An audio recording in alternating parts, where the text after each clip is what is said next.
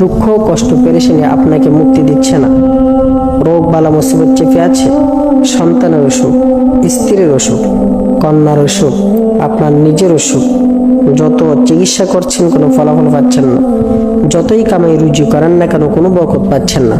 ব্যবসা বাণিজ্যে, ব্যবসা প্রতিষ্ঠানের মধ্যে লস, কোনো ভালো রেজাল্ট ফলাফল আসতেছে না।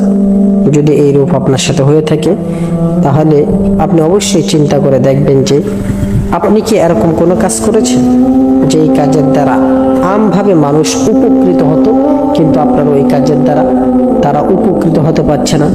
যেমন কোনো রাস্তা বন্ধ করে দিচ্ছেন, বা এরকম কোনো কাজ করেছেন যার দ্বারা শত শত মানুষের আহার করার সোর্স সামান বন্ধ হয়ে গেছে, রিজিকের ব্যবস্থা বন্ধ হয়ে গেছে, ইনকাম সোর্স বন্ধ হয়ে গিয়েছে।